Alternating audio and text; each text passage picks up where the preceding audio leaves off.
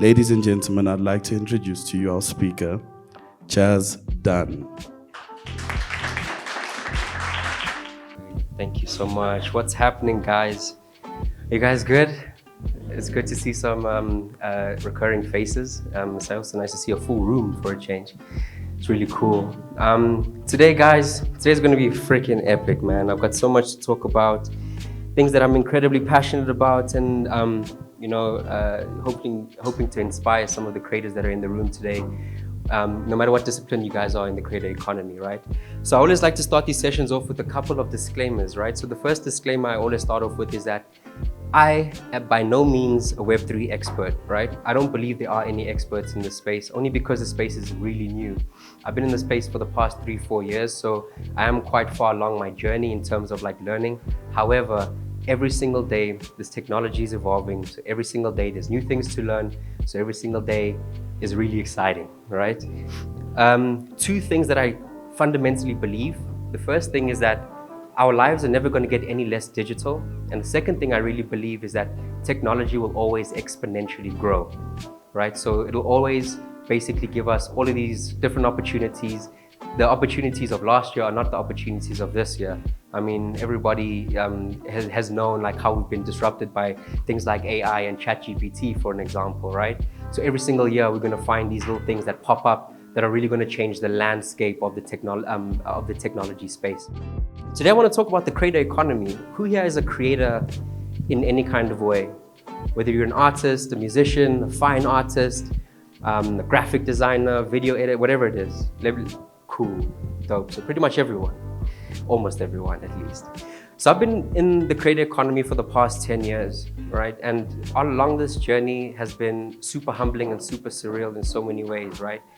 I'm sure you guys can also attest to this, is the fact that like we meet so many interesting creatives around, across our country, if you guys travel across the world or whatever the case is, right? But there's so many different interesting people that make up our creator economy. I've listed a couple, like whether you are a musician, like our friend STINO THWENNY in the house, right? Whether you're a visual artist, a graphic designer, even a fashionista, whatever it is, however you guys contribute towards creating, right? You guys are part of the creator economy, okay? And I think for the most part, right, the one common thread that I've realized along all of these different disciplines is the superpower that I feel like every single creator actually possesses, right? It's this idea that like creators are actually able to create something of value out of absolutely nothing, right? We're able to literally turn nothing into something of value. And I feel like that is a very underrated, profound superpower that every creator actually has, right? So let me give you some examples. Let's say video editors, for an example, right? They'll be sitting in front of their computer. They'll have an absolutely blank timeline, right? Hence the creator economy, absolutely making something out of absolutely nothing. So they've got a blank timeline, and it's up to them to basically edit something of value that can be put on social media, that can be put on TV or whatever it is, even sold or screened at the cinema or whatever it is, right? Fine artists, when they're sitting in front of an easel, like there's a blank canvas, and they literally, the first thought that comes to their mind, they start creating, literally creating something out of nothing. And by the time they finish their painting, hopefully that painting would have some sort of value, okay? Graphic designers, same thing. If they're staring at a 1080 by 1080 blank, a page, same thing. They create absolutely something out of absolutely nothing, right? By the end of their design session, hopefully they've created something of value that can be distributed, etc., etc. Same goes for writers and storytellers, right? Same thing goes for musicians. When musicians are sitting, listening to a beat, for them creating from absolutely nothing, just being inspired by the beat, seeing where it takes them, right? Hopefully creating something of value that they can distribute. You guys following me? So what I've just explained is basically the creator side of things. Where does the economy side of things fit in, right?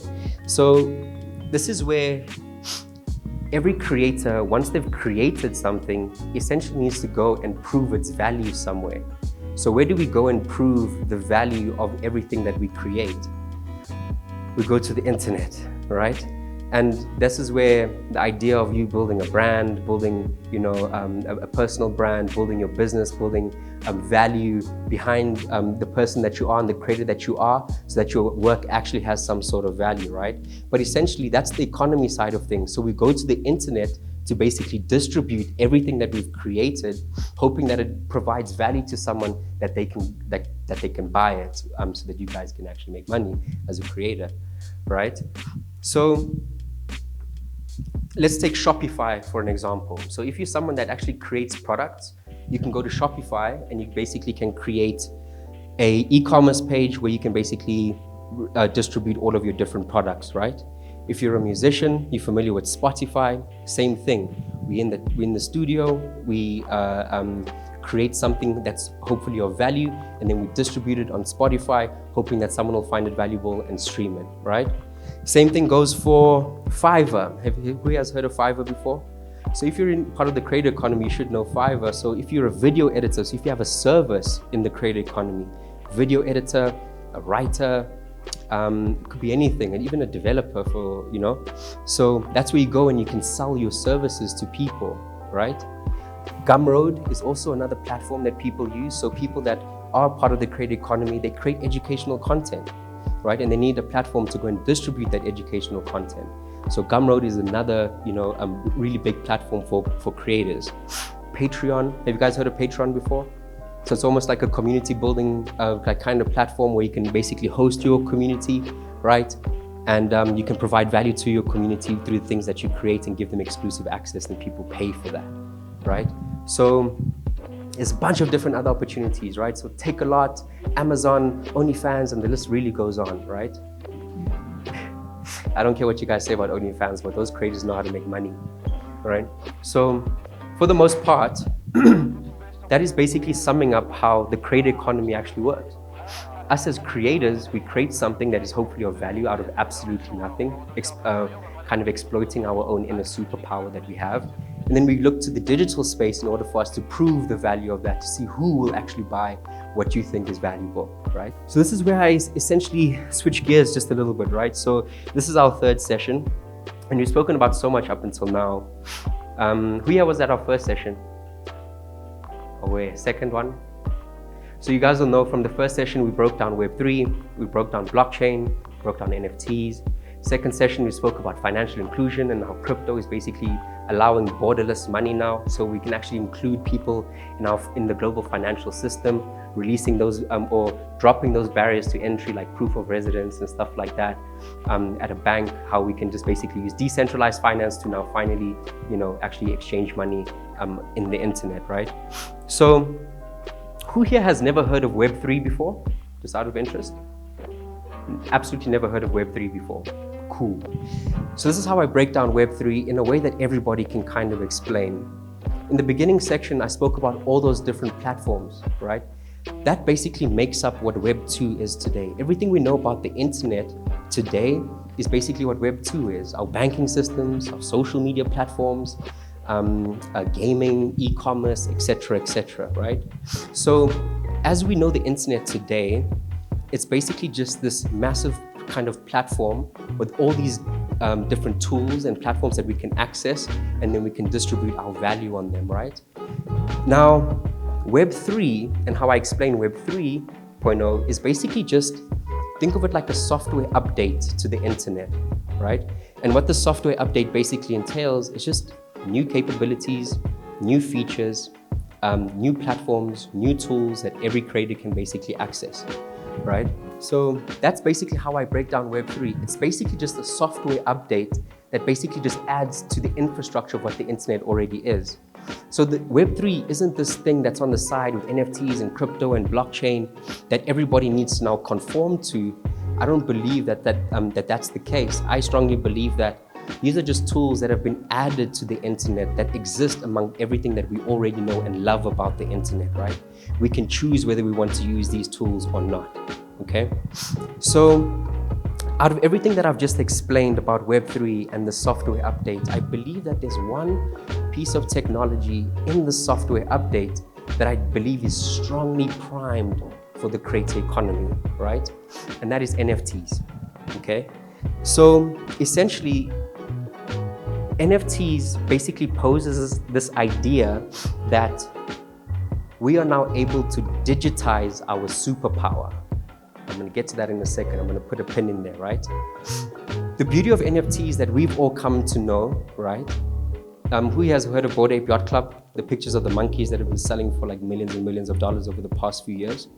Okay, so we made to believe that that picture is the actual beauty of an NFT, right? And that's where the value lies. But I don't think the value actually lies, or the beauty of an NFT lies in what the picture is. I think it more so lies around what lives just beneath the picture, which is this thing called a smart contract. Okay, who has never heard of a smart contract? Cool, I'm gonna break that down for you just now. Man, you guys are liars, bro. So basically, remember what I said, how when we create, right, from our superpower, we create something of value. That's the creator side of things. And then the economy side of things is how we take our value and we go and distribute it in the digital space, right? So now with NFTs, I want you to think of the JPEG, or the media that's the front, is the creator part, and the smart contract that lives just underneath that is the economy part, okay? But I'm gonna get to that in a second. So it's really one thing to understand what an NFT is, but it's a completely different story to see how NFTs actually fit in the disciplines and stuff that we do, okay? So we have some very special guests with us today, all right? STINO, THWENNY, please give them a round of applause.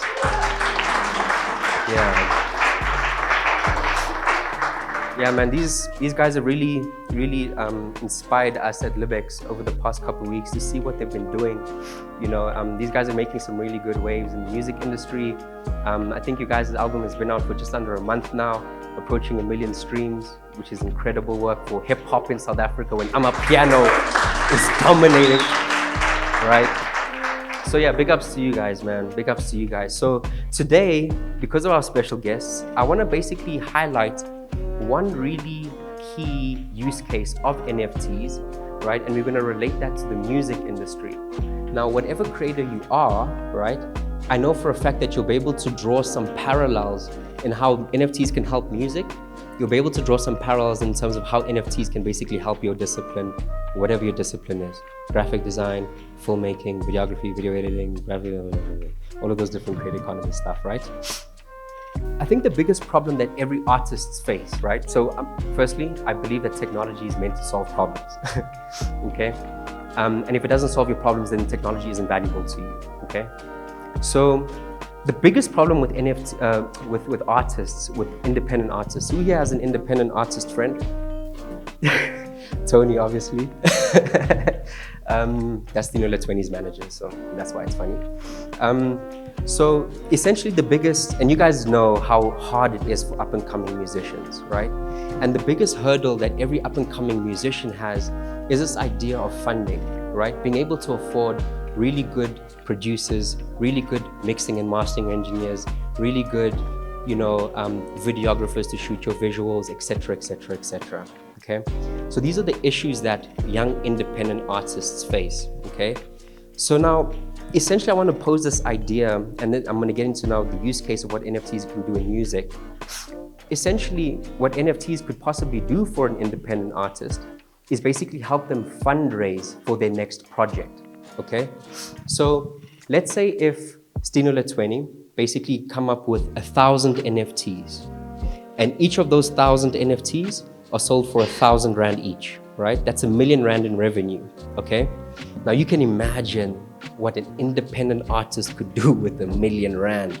Like I said, you're able to afford the best producers, the best features, the best videographers, the best marketers, the best managers, whatever it is, you'll be able to afford all of those things with R1 million, hopefully, right? So essentially how you would do this is, like I said, in the front, it's this idea of this JPEG, or the media that lives on the front, okay?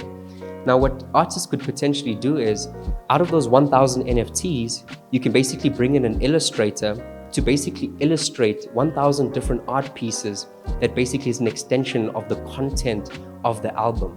So you can take all the themes of the album, right? Whether it be, you know, struggle, success, whatever it is, right? And then we can illustrate visual images, right, that people could relate to, right? So now all of a sudden we're creating artwork that is an extension of the music, okay? Which is a very powerful idea, right? So essentially, once they funded, they basically be able to, so once all of those 1,000 NFTs sell of these beautiful illustrations, basically you'll have R1 million in funding and you'll be able to afford all the different skills and stuff to make the best possible project out there, okay? You guys following me so far? Cool, now let's get deep. So there's 3 things that make this NFT valuable for a brand like STINO THWENNY. Okay, they've sold 1,000 NFTs. Now it's a matter of driving value through those NFTs, okay? So remember I told you guys about a smart contract. A smart contract is simply just that. A smart contract is just an actual physical contract that's been coded to basically fulfill tasks, okay? So all it is just a contract that's been given a brain, that's been given a set of instructions, and those instructions get fulfilled when certain things happen. So it basically automates a lot of things, okay? So you guys can attest to this. How many people are involved in making your project that basically need to get splits? Gang, right? And that's an admin process. So I have like really good friends. So I used to work for this group called, or this producer company called Ganja Beats. And I used to go to them to Sheer Publishing, right? And every time we went there, they used to bring out these freaking files that are like this thick, right? That like literally list every single person that's involved in every single song and project. And then right next to it is the split that they need to get. So when all of the publishing money comes in, all of those things need to be manually distributed to all of those people in the contract. What smart contracts allow you to do is basically just code that smart contract. So everybody who's involved in the project basically just gets a digital wallet, okay? And then in the smart contract, you can say producer 5% this and this wallet address, okay? So when all the money basically comes in, it's automatically distributed to everybody who is involved in that project. Does that make sense? So same thing in real estate, just to deviate a little bit, right? There's so many different stakeholders in real estate transaction. That's why real estate takes 6 months to transact a house, which is a little bit ridiculous sometimes. But essentially, once we start tokenizing property, right? Instead of transactions taking 6 months because this person needs to grab this document, this person now needs to sign it, then it needs to be handed to this person to give it a kiss, then this person needs to give it a hug, and then it only gets signed off, right? So essentially, what we're doing is, instead of now doing that whole entire manual process, we can now transact houses as fast as e-wallets, instead of it taking 6 months. That's the power of a smart contract, okay? The second thing is, now I told you about these 1,000 people that invested in these NFTs, okay? Now, you can basically reward these holders, right? So you can say, okay, cool, 20% of all of the publishing and all the money that that project makes can basically be distributed back. 20% of that can be distributed back to every single person that bought that NFT as a thank you for investing in me and in my project, right? So this becomes like a very, how do I say? This becomes like an incredibly profound way of like alternative investing, if you want to call it that, right? So before we had to go and invest in S&P 500, we had to invest in all these different stocks. The stocks are up, Lisa, just to let you know, right? So we go and we buy all these different financial assets in hope to make a return. What this allows us to do is, instead of going and investing in stocks, why not invest in people and their ability, right? So you guys can only imagine if Drake, 10 years ago had Take Care and he followed this exact same strategy, how much do you think those kickbacks of those 1,000 NFT holders would be getting just off that album, right? So now you can imagine, bro, if I could go back in time, I would definitely buy Bitcoin and I would invest in Drake, right? Okay, so the third really valuable thing, which I think is quite important, is this idea of utility. And utility, how I describe utility, another word for utility is just value. What value are you giving back, right? What utility of them? So it's not just about having a picture of a monkey, but it's about what can you do with that picture of that monkey, right? That's the most important thing. And that's where the utility/value actually comes into play. Let's say STINO THWENNY, with these 1,000 NFTs, right? They can add now additional perks. So not only will 20% of all the publishing be kicked back to them, as a return on investment for however long they hold that, right? But they can start driving other kind of incentives. Not only with those kickbacks, but now we can also drive value in a different kind of way. So STINO 20 can say everybody who holds one of these NFTs can have lifetime access to any concert that I have anywhere in the world wherever I perform, okay? Another perk could simply be like, to these 5 NFT holders, you guys have access to me recording with Casper Nyovest in studio for an hour, right? Or you can say at every single concert that you come to, you guys can have access to the green room at the back. You guys can chill with us. We can smoke blunts. We can drink some shots. So it's this idea of like evolving value and evolving utility, right? So it's for as long as those NFTs, right? So once it's recorded on the blockchain, it's there forever, right? That NFT can never be, tampered with or destroyed or change of ownership unless someone, steals it from you, whatever the case is, right? But that will always belong to you, and you'll always be able to prove that you have that NFT as yours, okay? So essentially, like this year's value that STINO 20 are going to drive to their audience is going to be completely different to the value that they're going to drive next year. Hence this idea of evolving utility. Okay, so whatever they're working on this year, they can include all of those people in whatever they're working on this year, and the projects for next year will have a whole nother level of value because it's going to be completely different. The brand's probably going to get a bit bigger, right? And then you can involve your community with those 1,000 NFT holders in whatever you're doing next year, right? So the utility can always change, okay? It can always change, it can always evolve, and it can always update. You guys following me? Yes, sir.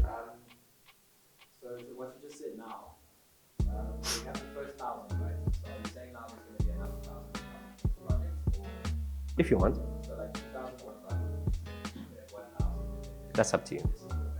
Yeah, that's up to you. However many collections you want to release, you can choose to release a collection every year if you want, for the next 10 years, so that you only have 10,000 tickets by the end of the decade. So I want to get into something now, and you brought it, and you've kind of like led me on to this point, which is brilliant. Thank you, Coleman.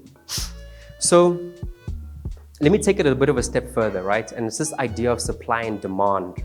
Okay, so who is familiar with this concept of supply and demand?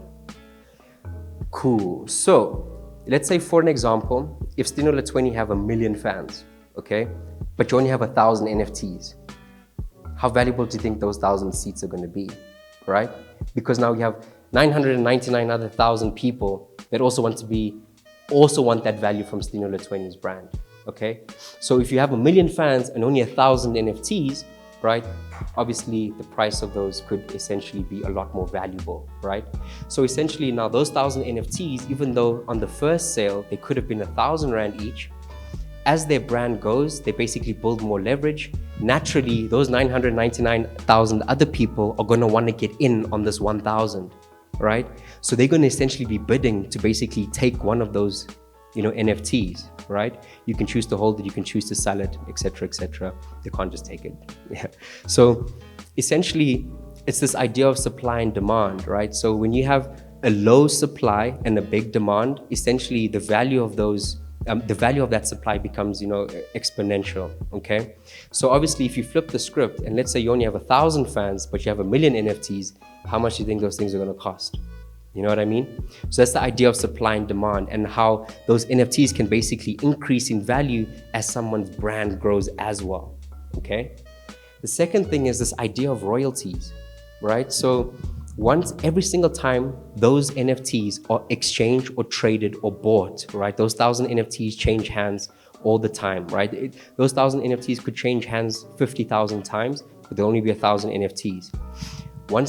Every single time that those NFTs basically change wallets, change hands, 10% can be kicked back to the creators. So now you as a creator, or STINO 20 in this example, can basically just earn royalties based just off those sales. Passive income, right? Their brand is doing the work, So that's just taking it a step further, okay? I don't want to lose you guys too much in that. I think we'll touch on these kind of concepts, or these last two concepts I've just spoken about, in a later session, just so I can go really deep in understanding, supply and demand, and also those royalty kickbacks and stuff like that, okay? Isn't it weird that we don't or can't own anything on the internet? Don't you find that weird? Do you? We spend so much money on the internet every single year. We're just spitting our money in this void, right? But we're not actually owning anything on the internet. So this is where the beauty of NFTs actually come into play, right? Because, so I use this example with STINO THWENNY earlier on, right? So like, let's take Apple Music for an example. We're basically just paying our $60 a month to basically rent a license, so we're able to listen to that music for a month. The moment we stop paying is the moment they revoke that license, and then we can't continue listening, okay? So this is an idea of like basically renting a subscription on the internet. Now, if Apple Music basically come forward and they say, cool, we're gonna tokenize all of our subscriptions. So if you buy an NFT, you get lifetime access to Apple Music. Now, I own the subscription instead of renting it every month. Then one day in the future, when I'm done with Apple Music, I can now sell that as an asset to someone else on an NFT marketplace. You guys following me? Cool. So that's where this whole thing of like digital products comes into play, right? So for an example, I don't see NFTs and digital products being any different to physical products, right? So let's take STINO THWENNY's brand for an example. In their brand ecosystem, they may have multiple different products that you can go and buy. You can go buy maybe a piece of merch, which could be a hoodie to keep you warm for 400 bucks. You can go and buy their music for 200 Rand, right? To listen to their music and share it with the people that you love, right? Or you can buy an NFT for 600 Rand, right? And get lifetime access to their brand experience. So it just simply is another product that lives within a brand ecosystem. It's no different, right? Absolutely no different. This time it's just a digital product, not a physical one. You get me? So, like I said earlier, right? So technology is essentially here to assist and help people. And if you don't find value in the technology because it doesn't necessarily add value to what you're doing, right? Then you shouldn't be using it, right? So this is exactly why I believe NFTs are literally primed for the creator economy, right?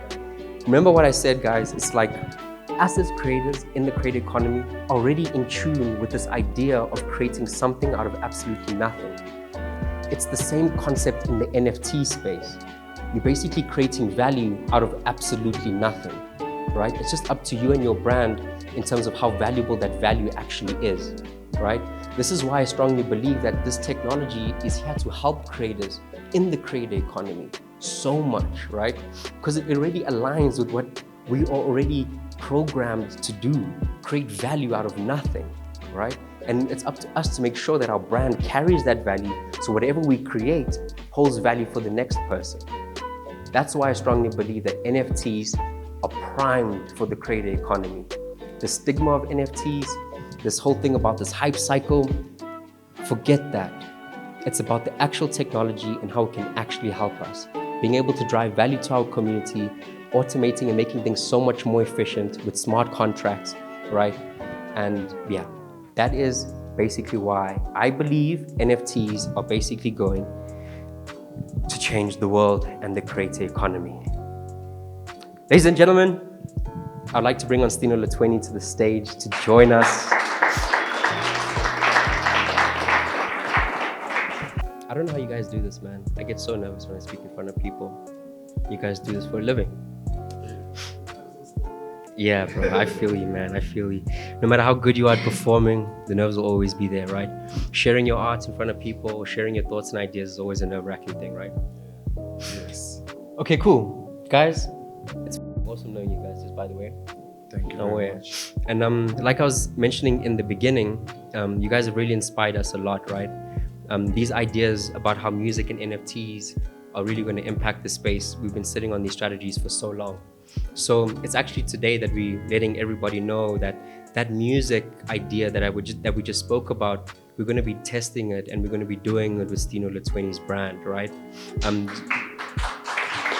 Thank you.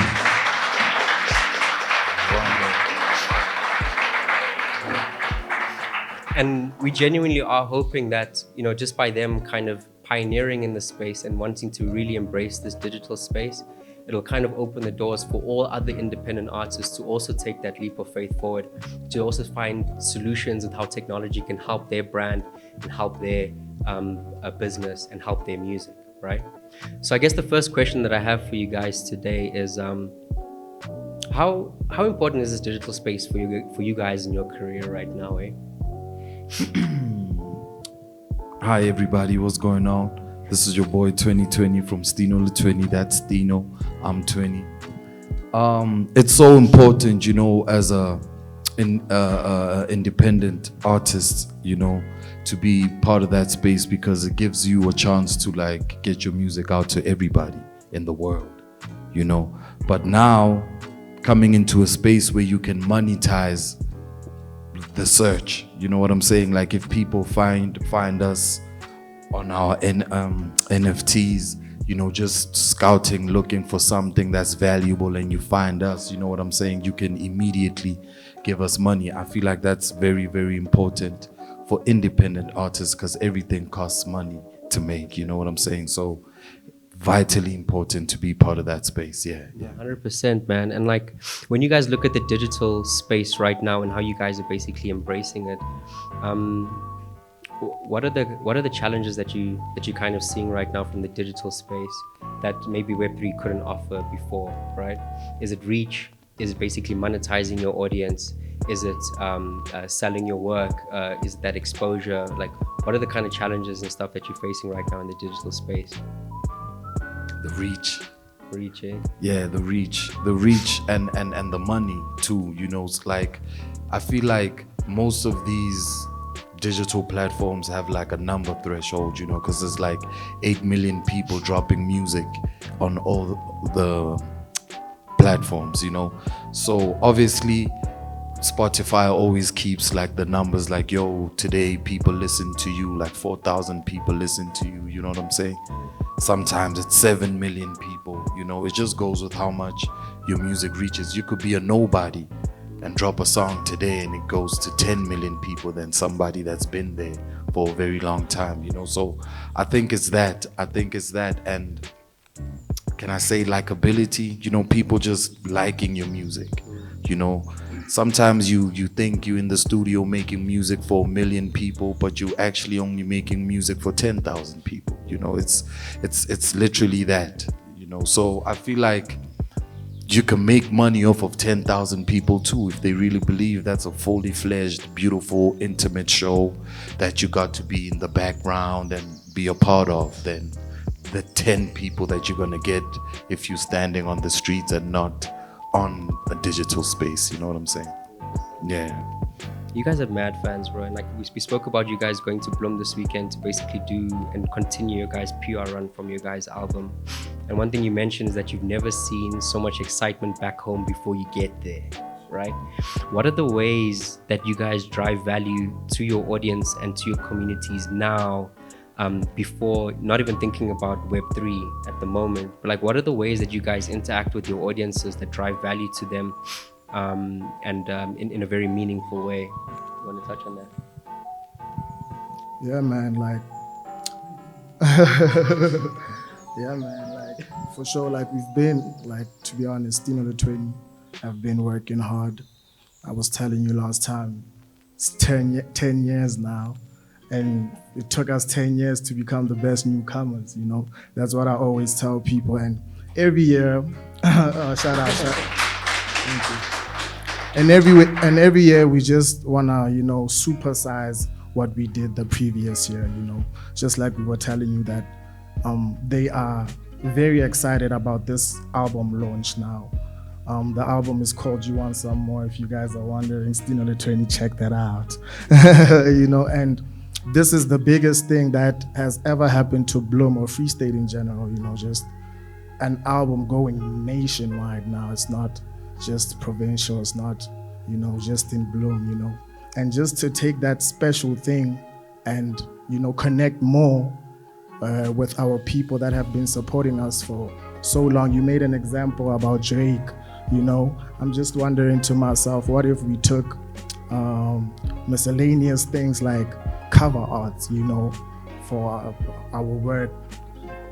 We started 10 years. If we had like apart from the music in general, just apart from making money off the music, just small things like cover art, you know, just, you know, connecting more with your people, knowing that these people can benefit from a simple thing like a cover art because they've been supporting us for so long. You know, we just shot a video with Nadia and a guy right now, and it's a AI type of video. You know, there's a lot of still pictures that we can get from there. Like, they are so beautiful. Like, they made us astronauts and everything. You know, if we connect so much with our people that they know that, you know, this picture of an astronaut is STINO THWENNY, you know, we can just, you know, make money from that together, you know. And these are the things that I'm not slashing record labels and everything, but it's the type of things that they don't tell us about that, you know.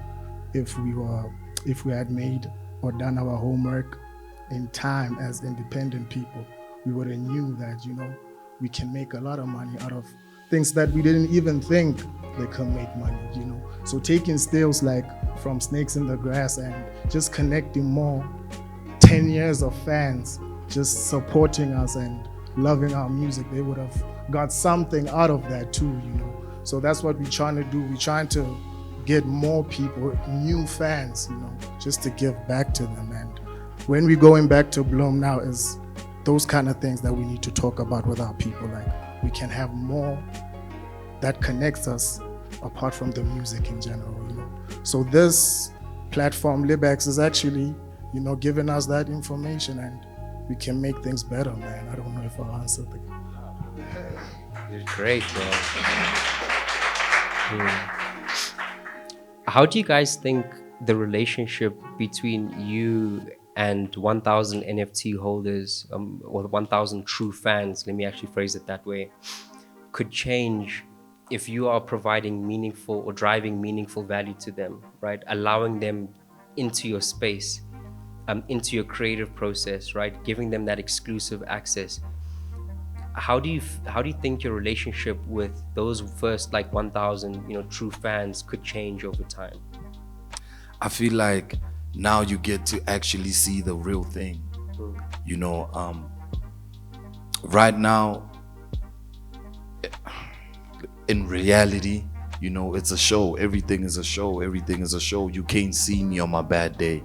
You can't see me when I'm flopping on a verse, or I can't write this verse, or I can't finish it, you know, or you can't see my stress. You can't see what it took for this song to come out the way that it came out, for this video to come out like that, you know what I'm saying? So I feel like having everybody, 1,000 people, for instance, knowing like, okay, STINO and THWENNY are gonna drop their next album next year, and I got this token is saying I can be there in their studio sessions, in their brainstorming sessions and stuff like that, then it brings the fan more. You family now, you know what I'm saying? Like, you get to know your artist for real. You don't just get to know me on my good day when I'm performing for you, making you feel great. Now you understand the song more, you know. So it's I feel like it's a safer space than where we at right now. You know, if you had to go to a concert, about 250 or whatever, you know, I have this NFT and today I'm making a show in this place with my people that have the NFT. I can come up here and tell them like, guys, I had the longest day of all time. You know, please excuse my voice, but I'm still gonna give you guys a show. Did you know this song was, you know what I'm saying? I can do that than rather being out on a concert. I can't give you an excuse, you know, like it's your money that is there, you know. I have to give you, yeah, let's go, you know what I'm saying? So it's that. I feel like that's the difference with what is happening now, with your everyday 1 million people to you working with just 1,000 people that feel every single song, every single lyric, every single picture, you know, the graphic designer, you know, I get to explain everything, you know what I'm saying? I just don't make it sound politically right the whole time. I can get to tell you my true feelings immediately, you know. So yeah, I don't know if I answered, but I feel like that's the importance of having that type of audience, you know. 100%, man. Like it's this, people don't actually understand, man. Like, before we get that beautiful project, there's a lot of ugliness that goes into it, right? Like THWENNY said, there's so much stress, There's so much, scrapping things. There's so much frustration. It could be good days, there's bad days, etc., etc. And your fans may not understand that all the time, right? Allowing them into that space and into that creative space gives them a different perspective of you as an artist and how you create. I believe that it actually changes the relationship between them and the artist, and then it also changes the relationship between them and the music then after that, right? And there's nothing more powerful than having 1,000 people as your true fans singing your praises wherever they go. 1,000 people that know you personally, that were just fans before, but now a family, like THWENNY said, right, that are out there singing your praises. That becomes a really powerful marketing tool, right? So there's so many different ways that this can be spun off to really drive value in a meaningful way, to really bring your audience closer to you so they can appreciate it more, you can appreciate them more, and then we can all appreciate the music more together, right? Yeah, man.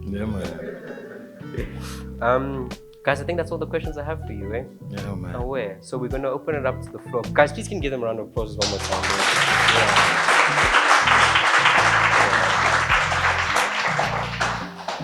Okay, cool, guys. We're gonna open up to the floor. If you guys have any questions, this is your opportunity. This is your time, and then we can get rocking and rolling.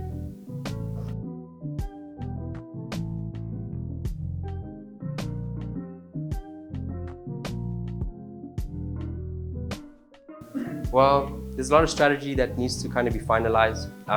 There's a lot of meetings that we need to do, illustrating. There's a lot of back and forth that we need to do now, right?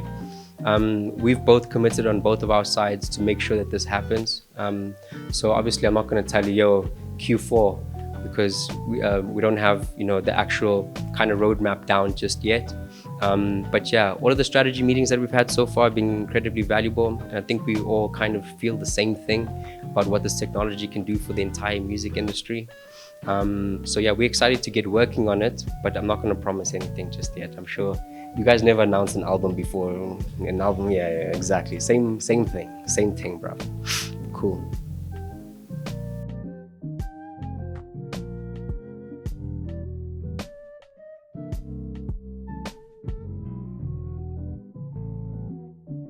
Great question, bro. So an NFT could be any kind of media. It could be a JPEG, it could be an MP3, it could be an MP4, whatever media you guys can create can basically be tokenized into something, right? An animation, a GIF could even be tokenized, okay?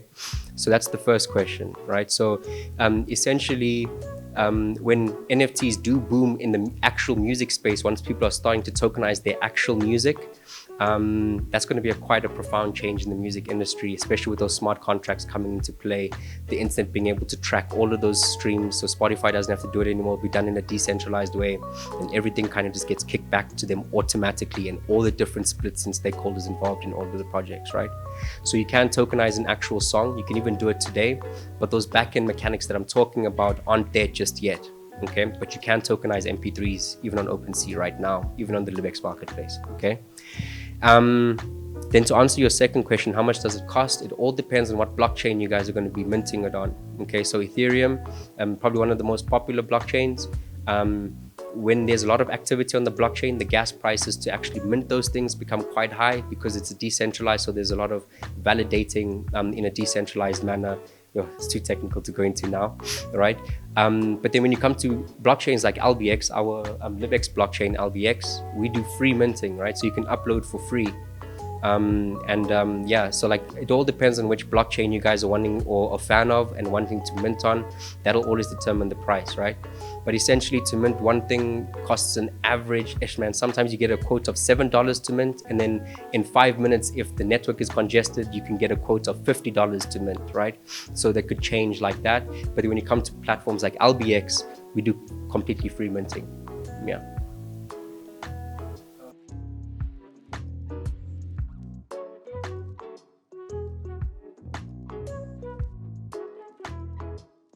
Okay, that's a great question, my bro. Thank you for asking that. It's super important, okay? When it comes to cryptocurrencies, NFT projects, or anything for that matter, right, that you're going to be investing in, it's so important to approach an NFT project that you're about to invest in the same way Warren Buffett approaches the stock market, okay?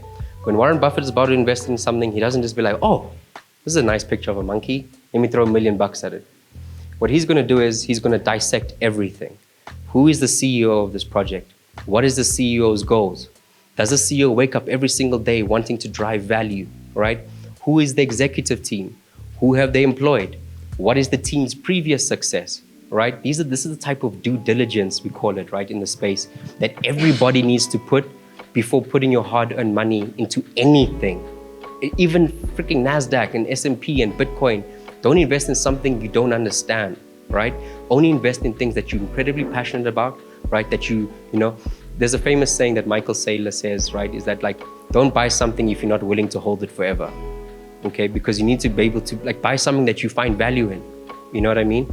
So yeah, that's your risk management, is your due diligence. And then you make an educated investor decision after you've done your due diligence. You get me? Aware.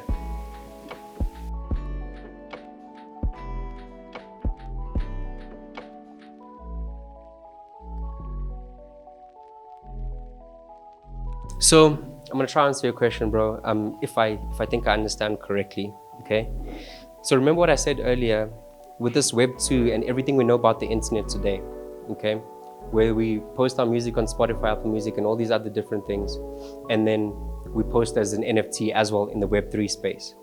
Essentially, these guys have multiple streams of income from Spotify, Apple Music, Deezer, Google Play, etc., right? All of these are coming from different streams. NFTs is just simply just another stream that basically gets added to all of the different streams of income. The way it integrates, and this is where people really need to become kind of innovative, right? So let's say if we were to take blockchain to Samro, which I think is a great idea, right? If we were to take Samro to blockchain, for an example, and then tokenize all of South Africa's artists' music, and we let it live on the blockchain where people can kind of interact with it, there's systems and stuff that could basically track the progress of or the performance of all of those different artists, and then the blockchain will be able to basically retrieve all the money and basically automatically distribute it to them. Okay, so that's kind of like how I see the integration happening. Again, I don't think that functionality on the back end is just there yet, right? But this idea of tokenizing your music is just a simple way of adding another stream of income, not necessarily an integration. Did I answer your question, bro? It was a tough one. Oh yeah.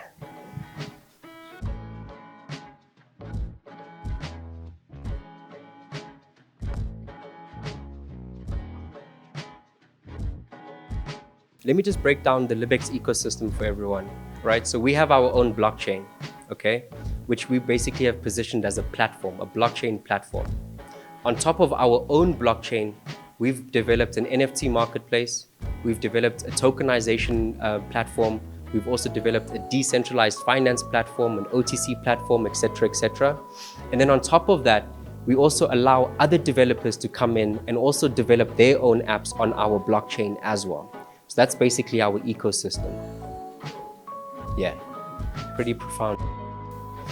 So the NFT marketplace is the place where these kind of tokens will be accessible for everyone. And obviously when we create, we always have the African economy in mind, right? Because the African economy isn't necessarily as progressed technologically as Europe and Africa, for an example. So we create these apps in a very simple way for anybody to kind of understand and access and be able to communicate with the blockchain or interact and consume with the blockchain without it being too complicated for the people that are less tech savvy.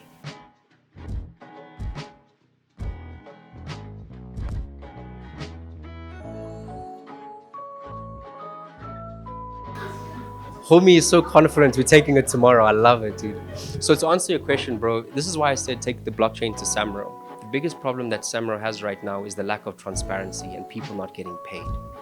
That's the problem with Samro, and that's why this technology solves that problem. So the blockchain is simply just an immutable ledger, a sophisticated Excel spreadsheet that just records all the transactions, right, on the blockchain, okay? What's beautiful about the blockchain is the fact that it's completely transparent and open to the public. So that means at any given time, even me, someone who's not an artist, not in the music space, can even log on to Samro and I can see exactly what STINO the 20 streams are and how much money they owed. You know what I mean? That transparency brings trust back into our music industry. So if you integrate your own blockchain, you only make money from the like a 2.5% transaction fee. So that's the only way they make money. That'll be their royalty and that'll be their split. It's just 2.5% of whatever amount is on there. That's essentially how I kind of see. Obviously, I'll need to break down a business plan and a business model more in detail and more in depth to answer that question specifically. But off the bat, in my mind, if the blockchain is there with smart contracts to automate everything, they just take 2.5% of every transaction that happens, right? Instead of that whole manual process and stuff like that, right? But you seem pretty interested in this blockchain idea in terms of going to Samro. Bro, please can you meet us after this, bro? Let's chat, man. Let's chat about how we can, bring those solutions to life, bro. So even if it's not taking blockchain to Samro, but there is an opportunity for a blockchain Samro to be created as well, all right? So those are the two avenues you can take, yeah.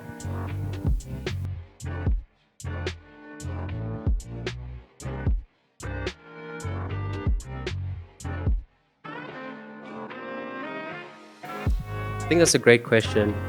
I don't think piracy is going to stop, and I don't think we can do anything to stop it, right? But the reason why the blockchain and NFTs are super powerful is because when an NFT is minted from STINO the 20's account, everybody can go there and prove on the blockchain, right? Once it's recorded, it's always there forever. You can't tamper with it, you can't destroy it, it's always there. Essentially, what we want to encourage and what we always encourage is people to buy things from trusted sources, right? So for an example, I'm not going to go onto Instagram and then freaking buy a pair of shoes from Nike_1. I'm not going to do that. I'm going to go to Nike with the freaking blue tick next to it, and then I'm going to buy a pair of Nikes. That's what the blockchain and NFTs do. It basically just puts a verified sticker on everything, right? To prove where this thing came from and to prove its validity. So if I'm going to go and buy, STINO the 20 song from Frankenstein 69, I deserve to if I can get scammed, right? So this is what I mean by the blockchain being able to prove where that material comes from, where that value actually comes from, and then we can just hopefully trust that people would rather go there, right? If there's a piracy thing, I don't think we're going to stop piracy. I'm sure you guys deal with that a lot, right? I don't think we can stop it, bro. Like, it's such a, epidemic, to say the very least. But there are ways that we can just encourage people to just go and buy from the actual source, and prove the validity of that.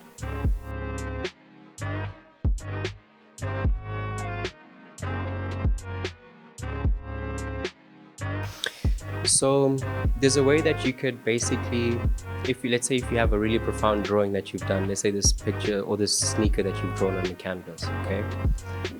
You can basically make an NFT to say that this physical one is the real one, so that if someone wants to come and buy that artwork, right, people are going to come to you and be like, yo, where's the NFT to prove that it's real, that it actually came from this artist? So that's, I think, the future that we're really heading to in the future, okay? It's this idea of like, I thought of a really good example, but I forgot, bro. Yeah, but there's a way, so for example, with like Nike Jordans, yeah, that's the example, and like these Travis Scott shoes, right, with Nike. When they bought them initially, I think they were like $5,000, right? But then on the resale market, that thing is $20,000. But on the resale market, how many knockoffs are there, right? So then what you can always do is be like, yo, man, where's the NFT to prove that these things came from the Travis Scott Nike collaboration? You know what I mean? And then I think so then no one will spend $20,000 on a pair of shoes, without actually seeing the authenticity of them in the future. And that's how we're going to, it's just like how I said, going to the Nike IG shop, because of that verified sticker, we can trust it. It's the same kind of concept, right? We're seeing an NFT that basically just verifies that this came from this right artist, right? And that's recorded on the blockchain. It's there, can't be tampered with, can't be destroyed, it's there forever. Yeah. That answers your question, bro. So that's how you can kind of keep. So when the demand for your work goes up, so does the demand for the NFT, because they're one and the same. Yeah, it's just a physical representation of the digital. Hence also why the example I gave, how an NFT could represent a house, right? And a property, right? So it's the same kind of concept. We have this digital certificate that proves that this house is real and there. Yeah.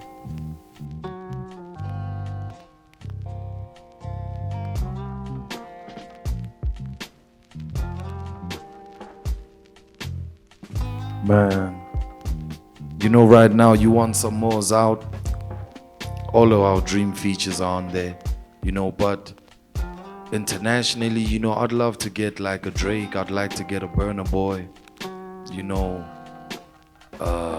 Sheesh, man, one of these old school guys, if they still wanted to do it, you know, like DMX is gone, damn, R.I.P. I don't know, man, you know, I feel like I love so many artists, you know, and a lot of them South African, most of them passed away, you know, but who we have on the album right now, I feel like that's it, you know, for now. But definitely, you know, a Common feature, man, you know, a Drake feature, you know, some of the producers also, you know. Yeah, I think, yo, Andre 3000, you know what I'm saying? Yeah. Those are big dreams, are big dreams. Well, which is possible, you know, but we more of we support South African sounds, man. You know, Yeah. like we too South African, you know. If there's such a thing called too South African, you know, but our music, like if you can listen to our sound, STINO the THWENNY, it's really derived from South African sounds like Kwaito, you know. It has this deep house, you know, Ganyani style, you know. It has TKZ, it's very nostalgic, Yeah. you know.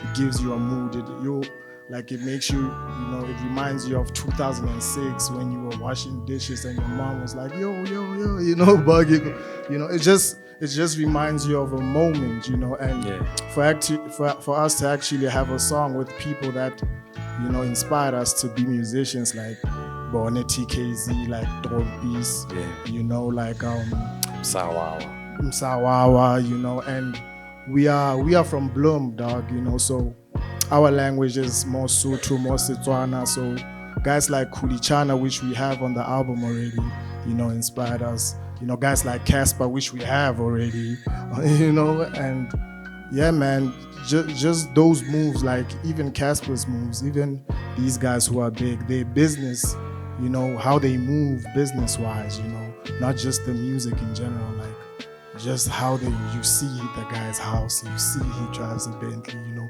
you wanna learn more about how he moves business, you know, wise. And that's why we linked up with my boy Chaz to make us millionaires, bro. I'm counting on you, I'm counting on you. Shout out to you, shout out. Yeah, bro, where we at right now, I feel like if Adele had to come to South Africa, you'd feel the same way. You know, if Hugh Masekela had to go, if we were still alive, you know, had to go and play in Paris somewhere and fill up that Miriam Makeba, fill up that spot. They don't even understand what she said. You know, she's another language in another country, killing it. Beyonce in China. You know what I'm saying? So I feel like that is STINO and THWENNY, you know what I'm saying? It's literally that type of music, you know, Burna Boy in America, speaking pidgin English and all of that, you know what I'm saying? That's what they say. And it's there, it's not in his own country, you know what I'm saying? So STINO and THWENNY's music like that is like music that the world needs to hear, because in the world, Kwaito is South African. Worldwide, you know, and if TKZ had gone and traveled the world, that would be what it is now. I'm a piano now with vocalistic all over the world, you know what I'm saying? So STINO and THWENNY is that. If ever hip-hop, SA hip-hop had its run like I'm a piano right now, it would be that, you know. Your KO, I feel like KO is international. If you went to your Pro Kid, is international. Double HP was international. You know, he had a song with Nas in them. You know, so that's STINO and THWENNY. It's that type of music that the whole world needs to hear. It's like Salif Keita. You know what I'm saying? Yeah.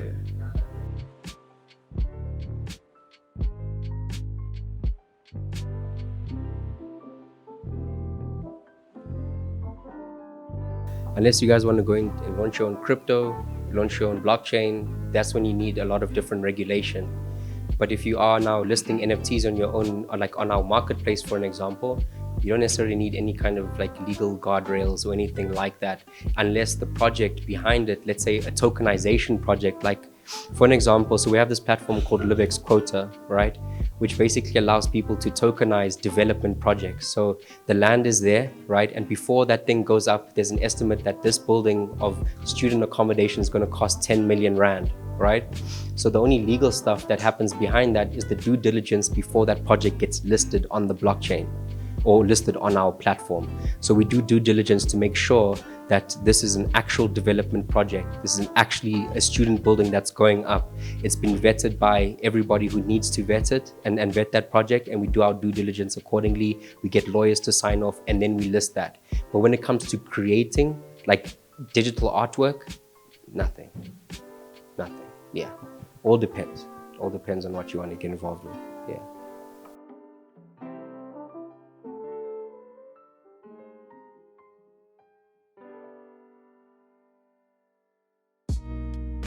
There's a lot of alley hoops to promote our brand today, so yeah, that's cool. So within LIBEX, right, so if you guys create your own NFT projects and stuff independently and you guys go to the blockchain, right, we only take a 2.5% transaction fee for using the blockchain. Just how like when you with your debit or credit card, there's transaction fees that happen behind the scenes, etc., etc. Okay, so we only take transaction fees at the end of the day. But essentially, if you were to create your own project independently and release it on our marketplace, you basically keep all the cash, right? If you guys want us to assist you, so we have this thing, it's like an NFT incubator program, which is like 4 phases, where we take you through everything from start to finish. And by the time we finish with phase 4, you should essentially have a fully functioning NFT project that's ready to be distributed, right? With that being said, we do take a 20% split only because we're putting our resources into it, so we can kind of enter those kind of partnerships in order for us to, you know, assist and give you guys those resources that we have on our side. And then we mint it on the blockchain, and then we all get paid from all the work that we've done together as a collaboration. Yeah.